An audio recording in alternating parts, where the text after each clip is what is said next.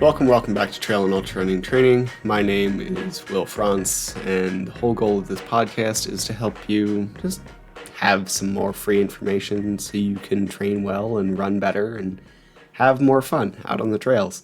And if you like this podcast, I'd really appreciate if you hit subscribe or share or whatever you can do to tell the, robots that it's useful. Anyway, today I want to talk about a fairly large problem that, I think it's a problem in the fitness and medical and whatever industries. And sorry for the delay. I usually do 2 of these a week. I might still get the second one out this week, but I just skipped the first one because a good person I know died earlier this week, and I just needed a day, which in some ways is to say that you are allowed to take a day, and you are allowed to take a break when you need one. Anyway, not what I wanted to get into today, but also an important message that if you need a day off, you're welcome to take one as long as it doesn't become a massive habit and that screws up your goals. So it is very possible that the thing I really want to get into today might make some people annoyed, and if so, sorry, but I also feel it needs to be said. And there's what I view to be a problem in the fitness and medical and whatever industry, and it's not a new problem. It's been happening longer than I've been alive. My dad used to rant about some version of this on a fairly regular basis when he was a physical therapist when I was a kid, and the large majority of people that I coach have been subject to this at one time or another. And just talking about the general idea that we are somehow fragile creatures that need someone else to keep them together. And my dad used to discuss this in the sense that he, as a physical therapist, would try to get people in and out of his clinic as quickly as humanly possible, right? And he would try to get people better and get them out the door. And some of this, I think, was just the business model at the time. This is many years ago, before PT was fully covered by insurance, so some of it was just expensive, blah, blah, blah. But some of it was a thing that he held on to for as long as he practiced, because he felt like it was important. He felt like it was actually how he should do his job. And it might just be my exposure to that growing up, or it might be a whole host of things, but I agree. I feel like holding people or having people beholden to you is the only thing that's going to keep them moving or whatever is inappropriate. And I also recognize that this feels a little weird from a running coach or personal trainer, because nobody needs me in my job. I am a very nice to have job for most people, not a need to have. And this is the whole point. There are so many coaches out there who push a direction of I know people who try to convince others to take out loans for their services, which I just feel is insane.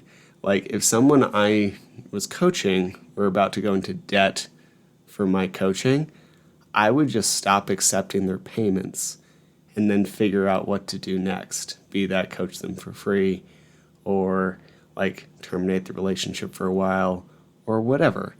But somebody going into debt and putting their house or whatever at risk for my services is absolutely insane. I help people run a little faster, right? I also do pain management, whatever. But at the core of things, I am certainly not someone who should be having someone take out money loans. And neither should really anybody else in the fitness industry. My job is not really a necessity. Very few are. And I'm sure as hell not going to let someone struggle to pay their bills in order to pay mine. I find it irresponsible, unconscionable, whatever you want to call it. And first off, I know so many people who seem to act like their jobs are completely essential, and without them, their clients would completely fall apart. And if that's true, well, first, it's probably not true. If it were true, then I think we're probably not very good at our jobs, because I don't think someone should need to see me on a weekly basis in order to know how to do a deadlift well. I don't think someone should need a weekly manipulation or a PT visit or rehab or whatever in order to move well. And yes, in the initial stages after an injury or recovery or whatever, then that's really appropriate. This is why there's like an actual prescription for amount of visits, etc. And I think it's very appropriate to see someone on a weekly basis for, depending on the injury, up to a few months, right? Maybe a year. But it's very rare that it's going to last a lot longer than a few weeks for most injuries. Because at that point, if the therapy was good, we know the movements we need to do. We've done some of the like modalities like dry needling. And if you need to see the person again, it probably doesn't need to be twice a week. It might just be once every like couple months to make sure that things are going well.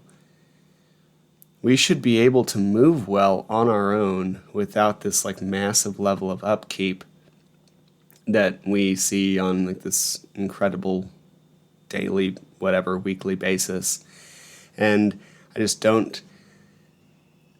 don't agree with the idea that we need a weekly adjustment or need to meet a personal trainer or need a like 60-minute stretching session every morning just to get our body to work. And I know there are exceptions. This is one of the things, like I put an email about this the other day, right? So like yesterday, I have no idea. And this is the part that I don't think I'm able, like I really got into enough there, where there are absolutely people who probably do need weekly therapy and might need it for a very long time. For example, if you're paralyzed from the waist down and relearning to walk, you're going to have daily therapy for an indeterminate amount of time until you either learn to walk again or you get really good at wheelchair stuff, right? And I don't want to belittle that, because that's probably the most important thing that you can do in something related to my profession or medicine or whatever, but it's not the norm. The norm is that the person is very able to return, and we kind of keep them not fixed, right? Like if we are having this chronic pain, chronic movement issue, it is usually a result of typical movement patterns in our daily life that we aren't doing well. And there are professionals out there who like turn on muscles. And first off, that's not real. It's a good descriptor sometimes depending on what we're talking about. So it's not like I'm belittling the sentence. I'm just saying like your muscles aren't off. They just might not be functioning in the way that you want them to be. Unless it's detached from the bone or the like innervating nerve is no longer working. The muscle's not off. It just means that you might not have very good connection to them, which if someone can help you connect to muscles, then that's awesome. I think it's great. But the solution is not going to be a weekly visit to someone who charges you $200 to like poke you and turn on muscles. It is going to be get your muscles like functioning and then do a bunch of work on a daily basis to actually maintain that connection so they continue to work. And I'll be the first to say that like pain is complicated, right? There's massive physical aspect to pain. A broken femur hurts. I've heard there's a big thing or a big like subset of the back pain people now. There's like two camps, and one of them is very much like there is no such thing as physical back pain. It's all mental. And then there's the other complete side where it's like Stu McGill, where it's like there is no every cause of back pain is a completely physical thing.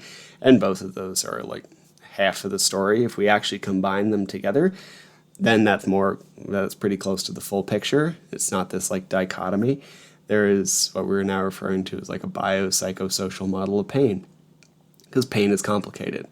We don't understand it. And anybody who says they fully understand pain is just either lying or deeply misinformed, right? We don't always just like get out of pain. You don't necessarily rehab pain. You often have to unlearn pain, because while there is often a very physical aspect to it, we also learn that things hurt.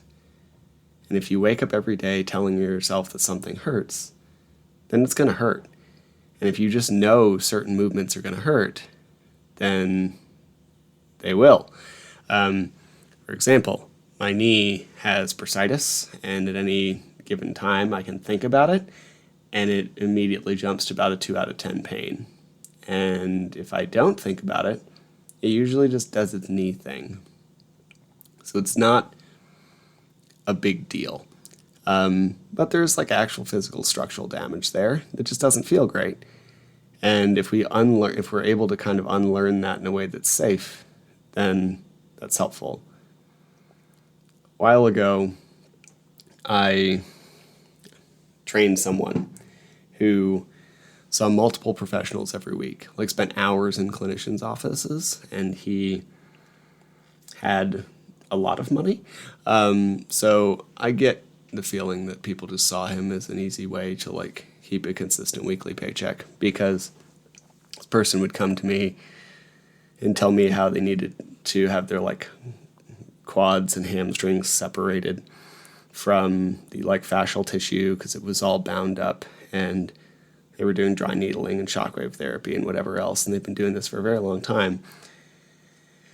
Then I would put this person on either like a leg press or a hamstring curl or something else, and we'd dial up the weight, and he would not really enjoy it. And then in a few months, he was walking again, because he was just walking well again. He came in walking. He was just massive limp. And there's a long history here that I'm not going to share publicly for like what the deal was with this human being. But when he came to me, he was just weak. And he needed to get stronger so that his body trusted him to move well again. And it's not like we completely got him out of the woods. There was a very good reason why his body got weak in the first place. He used to be an athlete. But there is a thing where I don't think we need to keep people beholden, I guess. I find it irresponsible to keep people dependent. And the live here in IG, someone said, like, I have an insane job. I don't want to do more thinking, so I have a running coach and pay for a kettlebell program so I don't have to do it myself. I think that's great. Like, I don't want to belittle that at all. I have people who see me every week just because they like to, and we hang out, and I get them really strong, and they enjoy training with me. And I'd be really sad if they left, to be honest. However, they could leave and get really good results. And I think that's the dichotomy that we try to, or should try to serve in the like fitness and medicine industries, or whatever we want to call this like middle ground of chiro, PT, etc., and massage, right? Like any of these that kind of like bridge that gap from like fitness to medicine.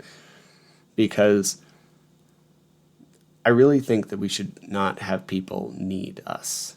If they want to keep coming back, if they find a benefit, then I think that's great. But we aren't fragile. Like, yes, sometimes we need professional help because we get broken, and sometimes we might continue to work with that person because we enjoy it. And far after the need turns into a want, we might continue to show up on a weekly basis because massages feel nice and they do help a little bit with recovery. And speaking to a PT can be as much preventative as it can be rehabilitative. And having me design your training allows you to like have another, I don't know how much time I spend thinking about my own training, but a good chunk of time on a weekly basis, just that you don't have to think about it and you can go do the work, right? I have nothing against any of that. But if we continue to like need a professional to remain a functioning human, then I feel like something just isn't right. And to reiterate, I have nothing against any particular profession. I am like a strength and running guy. There are chiros, there are massage therapists, there are PTs, there are doctors, there's whatever. And I've referred people to all of these professions. I just see a lot of us in this like fitness and medicine industry who use a position of power to sometimes keep people dependent. And I disagree with it. And in my opinion, like any practitioner or clinician or whatever, should have a long-term goal of helping a person become independent. Some people may never get there. Some people may never want to get there, and that's okay. I truly believe that like our goal, my goal, people who have similar things to my job, should be to provide people with the tools to move past the like regular use of my services if they so choose. And some of that just comes down to the fact that there's always this like continuing influx of like hurt, struggling people. And by keeping someone like requiring my services to keep them out of pain, or whoever's services to keep them out of pain, then I'm not able to help other people as well, right? I'm just lowering my ability to help others because my books are full with people who should already be rehabbed or able to do their rehab on their own. The general goal is always to like help someone create long-term progress. And as far as long-term progress, the ability to be independent is the defining factor, which is why I provide a bunch of free information. That's why I provide like 50K programs and strength programs and nutrition and hydration and whatever. Because if someone wants to make progress faster, then I'm here to help. And if you want some help, then shoot me a DM or text me. My number is like 505-702-6192. Totally fine. This podcast doesn't have enough of a listenership for that to be a problem. So we'll set up a time to chat for like 15 to 20 minutes and see if I can even help you. And during the chat, I'll provide you a bunch of advice and see if you need to talk to me any further. I guess sometimes we chat for 20 minutes and we solve all the problems and you just go on your way. And at that point, if you decide you want some coaching, great, we'll talk about it. If not, also great, we'll go on our separate ways. I strongly dislike coaching people who don't want to be coached, almost as much as I love coaching people who do want to be coached. So that's why there's no pressure from me. It's exhausting. So it's also why I don't do the usual like follow-ups and tags and pins and stupid wavy GIF emojis and whatever. If you want to work with me, you can. So if you have any questions, please let me know. I'm going to call this for the day and go get to work and tell people who choose to work with me to pick up stuff off the ground and then put it back down again. I hope you have a great rest of your day. Thank you again for listening to the Trail and Ultra Running Training Podcast. I can't tell you how much I appreciate it. Just a reminder, nothing you hear on this podcast is medical advice, and you should always speak with a medical professional before making changes to your training or your nutrition. If you enjoyed the podcast or found it helpful, please leave a rating or review. It tells the algorithm robots that people like it, and that means more people will hear it. Or even better, just share it with someone who you think would benefit. If you prefer a video version, head to the Trail and Ultra Running Training Group on Facebook, or check out the Mountain Goat Endurance Coaching YouTube channel. Thank you again, and I hope you have a great next run.